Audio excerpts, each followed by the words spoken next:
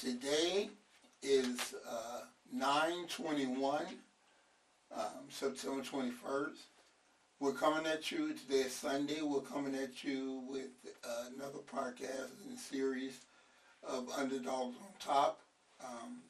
And today our subject will be in the world of fitness. It seems everyone wants to compete, okay? We have clients coming to us all the time saying, "Oh, I want to compete, I want to compete, I want to compete." And I don't know, maybe that's the newest, greatest thing, but it's like what I think people don't understand is that on a scale of 1 to 10, 10 being the highest, they're probably at a level 1. For some reason, what I think, people want to look their best. So they believe in getting ready for competition will get you to your best look. And I think they're doing it asshole backwards, because you have to want to work and get to your best to where you're able to compete. You cannot use the lessons of doing a show and believe that that's going to make you be disciplined and make you be consistent and make you work harder. Those things are lessons that you must learn and practice months and months and months to put yourself in a position where you are able to compete, not the other way around. Most people that I find in fitness, they're doing it the other way around. They feel if they set the goal, then it's going to make them into doing those things, and that's just not the way it is. If you're disciplined, you're going to be disciplined. You don't want to eat like shit the most of the time, and then all of a sudden, I'm being competitive, and now that's going to make me eat correctly. No, that's working backwards. And it's just a common thing that I see in this profession. The more and more people get involved in fitness, it becomes just a byproduct of competition. Yeah, you should get ready to do a show. And you have so many trainers that are taking people money, getting them ready on bullshit that they're not ready, but they feel they can make them ready. And let me explain something to you. I've been training people for a long time, well over 20 years of actually training, putting competitors on stage. I've had people win pro shows, win regionals, win state. Competing at the highest level. And I'll tell you one thing that I hope people are listening to, what you need to understand. No one can make you a star. A trainer cannot make you a star. You yourself have to be able to become that person that becomes so good that they can outdo other people that's trying to compete. A trainer cannot do that for you. You have to do that for yourself. So what I see now is more and more people thinking they want to compete, but what they need to be trying to learn, and this is what I try to tell people with my podcast, the lessons that make you become better. They're not trying to learn those lessons. They're just trying to do better. And it's like, until you learn the lessons of prioritizing, goal setting, discipline, eating right, drinking, unless you do those things first for a long period of time, you will never, and when I say never, I mean never, you will never get yourself in a position to be better than the rest of the people that step on stage. You'll be another person that look like shit that get on stage that shouldn't have been on stage. And you have to remember, this is not a look better competition. This is a competition that you compete against other people to see who's the best at that time. So people often wonder, well, I look great, I made a lot of improvements, but do you look better than the people that you are competing against? That's what they judge you on. This is not a transformation. I used to look like shit, now I look better, but yet they didn't place me well. If you stand on stage and you're not better than the people standing to your left and to your right, and you only get that way by practicing the principles in what you should be doing, you're going to get your ass kicked. And, I used to be a judge, and I see it all, a bodybuilding judge, I see it all the time. So my thing is, okay, I would like to ask Chie, because she's the one everybody, they come in and they, oh, I want to compete like her, I want to be like her, I want to look like her. Good fucking luck, okay? It's a lot of work that goes into that, a lot of sacrifice. So my thing is, passing it to my co-host, Chie Figure Prodigy Tului, is what is your thought on this? I mean, pretty much, you said it all. I mean, everything of what you just said, and that's how I feel the same way, Goal setting is good, but when I was coming up, see, like I said, I started off I gained weight from having children with the, American food to 175 pounds. My goal is that I need to get this off and be healthy. That was my first goal. Now, once I got to a point where, I got in shape, I get the all the body fat off, what is the next step? And that's where, I would like to challenge myself to compete. And so it was a step. Now, you can always have a bigger goal, say, hey, one day, but understand that before you get on the stage, you have to have a body first. Right. You know what I mean? And it just like you were saying, and it's kind of backwards. That they were saying to commit it to the competition, going to make you disciplined or consistent. It's not. It is more so you have to be that first. You have to build your body first. Your build muscle first. This is not weight loss competition. I know that that's your, big accomplishment the way you came from. For me to, bring it down 50, 60 pounds, that was a big accomplishment. But for the competition, that's another level. And like what you don't want is when you go in the backstage and when you take your lobe off and now you find out that's in your league, you know what I mean? And like, oh shoot, shoulda, coulda, woulda, I should not ate the, cookies and ice cream out there. It's too late. You're already backstage. Now you got to present yourself in that way. I always feel like competition to me is improving myself. I only compete once or twice a year to make an improvement for the next show when I started competing. So it was not rushing.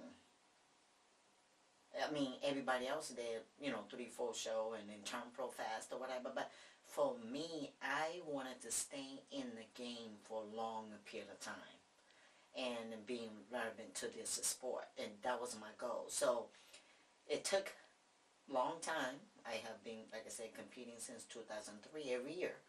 You know what I mean? So I'm more so, what is the rush?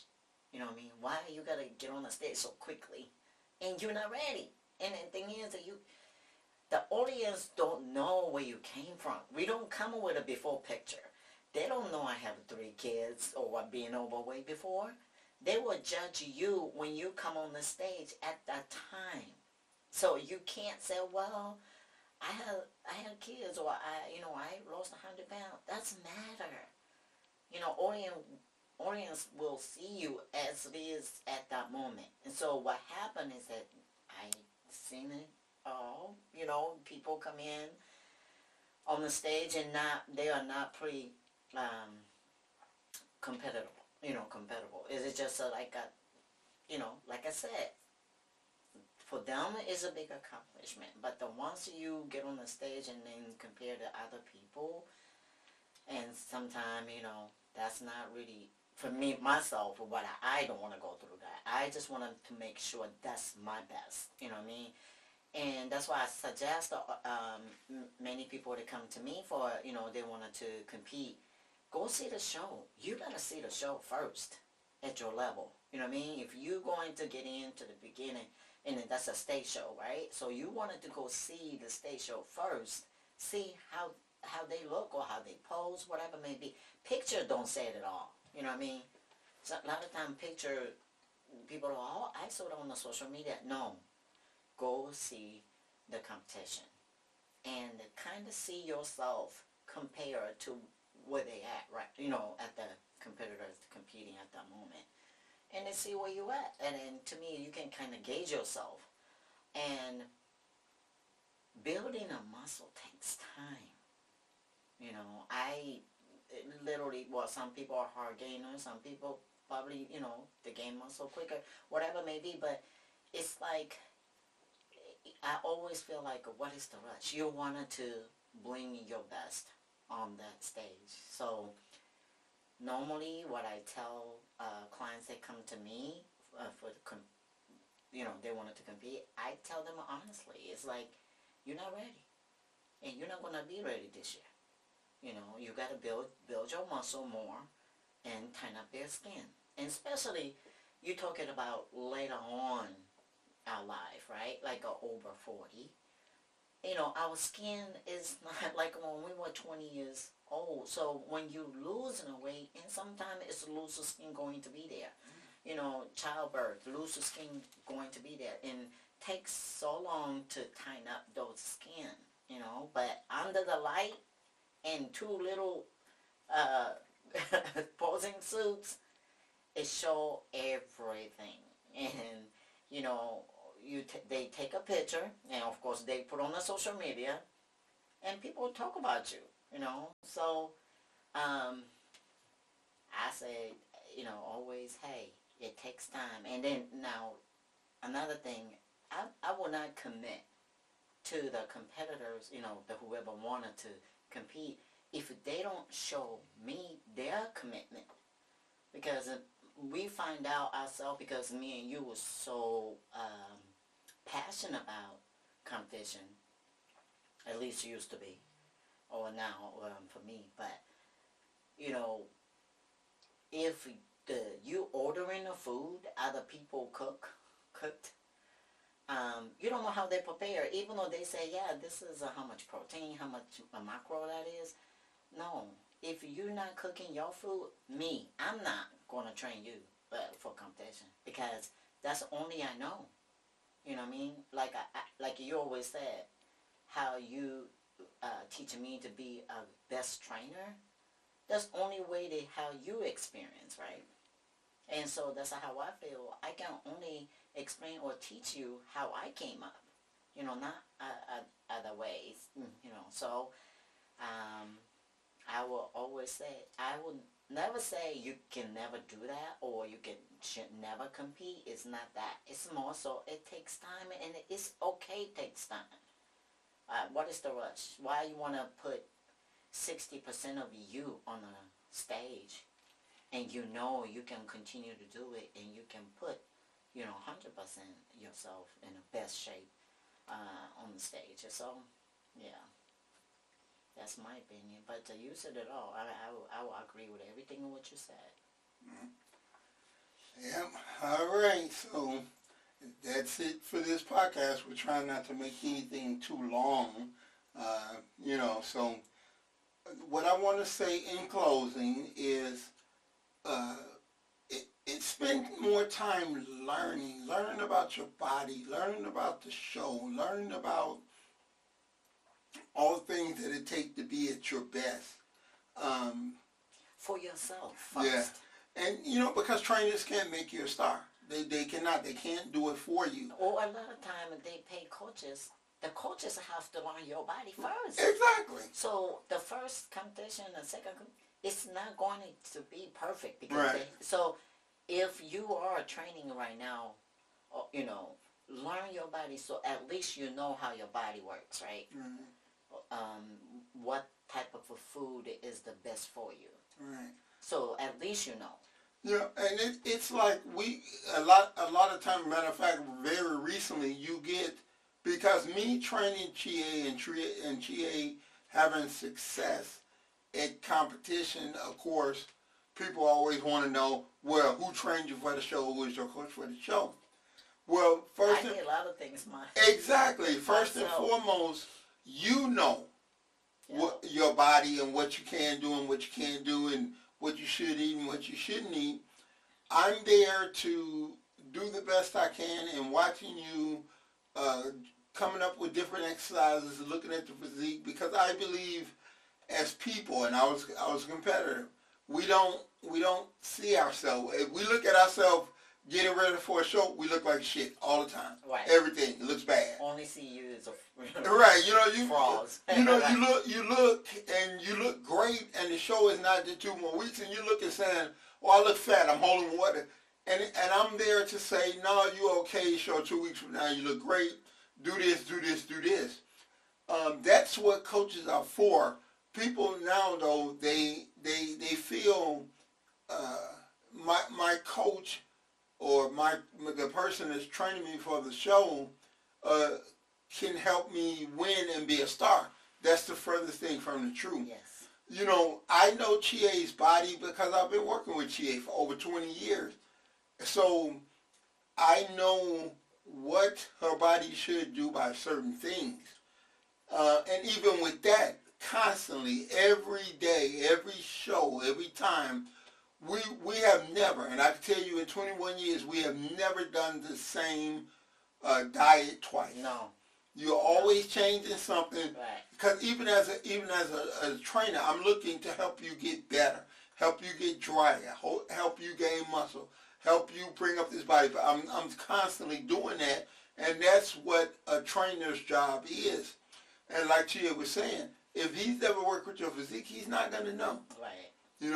So it takes a while to learn. It definitely another person's physique. So, it's all about learning, and that's one of the things that I try to get people to learn. We're in fitness taking huge steps.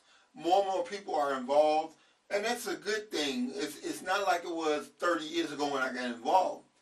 But the one thing they're not doing, they're not learning the sport. True meaning of right. the sport. Because when you learn those things, then you can grow by leaps and bounds in what you can do as a person. So people are missing, to me, when they're trying to take up fitness, they're learning all the wrong stuff. It's like you're spending more time looking at this person's routine, doing this, taking this, doing that, but you're not learning about you. Right. Yes. Like I've learned years ago, Chie cannot eat rice. How do I know? Because we tried carved up on rice before, and she was holding water look like shit. Yeah, that was before, but actually I went back to eat rice now. So I went back to my roots. I'm Japanese, so I grew up with rice, and a lot of time because my body recognized more than potato. So, that's what I always say. You'll find out. It's always different. We've never done the same dieting twice. Never. In over 21 years, it's always something changes. Like you say, your body just came around to it, and now we can do that. And that's the one mistake. A lot of people are getting involved, but they're not learning what they should do to be their best. If you cannot verbally communicate with the person that's helping you get ready, they're not you. They don't know your body. When you can be disciplined and get yourself in shape, and that person that's helping you say, "Hey, why don't we do this?" And you go, "No, my body doesn't adjust to that well." It's helping them help you. It's the best. I would say this. So it's best way because a lot of time coaches, you will send the pictures, right, to coaches if you are online, right. And if that coach is not same state that you live in. But best way is to me the person that prepare for your show, the person that training and also can guide you the nutrition because they see you like there. Right. Like I said, picture don't say. You posing it's a 1 second of a picture that they will judge you holding the water. You don't know. You might then pose right. Right. So I would suggest to find a coach that actually you can meet as a person, and so he can see you or she can see you, and then guide you in the right way. But I would say this: it's a bodybuilding You know, you got to continue to build your body. I hope people can understand the true meaning of a bodybuilding, and at the end of the, you know, whatever, you get to the goal, and you will see the difference, not only the outside but the inside. Right. You know what I mean? How you built yourself, your consistency to the discipline, and makes you as a person, and makes you different. Right. Yeah. Yeah. Yeah.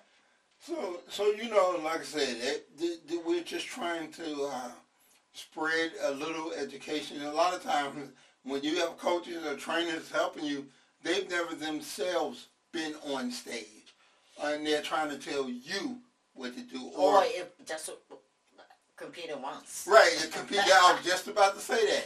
They've competed one time. And then they're a coach already. Right. That's crazy to me. I find that in this industry, where it is now, it's so many misguided fucking people that it's not even funny.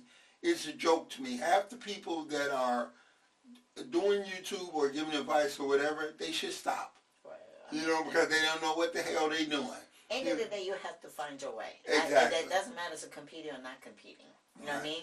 Because, like I said, my way might not work for you. Right. You know, so I mean, that's why I always say you should spend more time learning. You know, that's where you're going to learn. That's where you're going to find out everything about what it takes for you to be a champion. Yeah. Not your coach saying, I'm going to make you a champion. No one can make you a champion. Yeah. Nobody. Yeah. You know, so I would love to see people, especially people that talk about competing, because most of the time they come to us, they 50, 60 years old. Okay? It's pretty fucking old. I'm 53. Yeah, but you're 53 with over 20 years of experience. You didn't just start doing it. Yeah. But anyway, we can talk about hours, so, you know, we try not to talk a long time. Right. So, you know, that's the message that we're trying to get through with utilizing our voice through the podcast, through social media, through any of that, is that it's great that you want to compete and you want to be a competitor, but spend more time learning and less time listening to other people because they don't know. Right. You know, and like I said, I've been doing this a long time. I personally, not to be braggadocious, but I don't think there's many people that's better than me at it because I've been doing it a long time, and I've worked with a lot of different people at highest of levels. So I'm proud to say I know just a little bit more than the average guy, and I'm still learning. I'm still trying. I'm all that. So until next time, this is your man. I'm Sir Earl, and I'm here with Chie Figure Prodigy. And until next time, next Sunday, so this is the 21st, so the 28th, which is my daughter's birthday. 29th. She's the 29th, right. So, you know, we'll get back at you next week. And so until next time, you know, we're just trying to help as much as we can with people. So until next time, this is your man, Sir Earl, checking out. And I'll see you guys next. Oh, yeah, we're about to start a podcast on Wednesday where it's going to be a little bit different. Not this Wednesday, next Wednesday. We're going to have people, normal people. Everybody think working out is for gaining bigger muscles and being this and being that. We're going to have regular people who explains, we're going to be interviewing regular people who explains to you what fitness does for them in their profession that they do. So we have a guy that owns a trucking company. We have a guy in Melbourne who actually owns the building that we're in that we're going to interview, and he's had kidney replacements, heart replacements, cancer, all type of stuff. So we want to bring to you people that are doing things because they live a healthy lifestyle. And I believe that that's going to be very, very important because everybody that lives ain't trying to be a bodybuilder or competitor. Some people do it so they can live a better life. And so we'll be bringing, maybe not this Wednesday, but the following Wednesday, we'll be bringing those interviews to YouTube and letting people hear These people, like one of my guys that he does videography, and he's required to carry equipment that's 80 pounds. So I spend a lot of time working on his back, making sure he's strong. So we'll be bringing a lot more stories like that on. We'll do those on Wednesdays. We do these on Sundays. So until next time, this is your man, Sir Earl. I'm checking out. Hope we helped somebody. And like I say, you can always contact us. You can always email us. You can always hit us on social media. We're here to help any way that we can. A lot of people try to help. They don't know what the fuck they come out. So until then, this is your man. I'm Sir Earl. I'm checking out here. Peace out.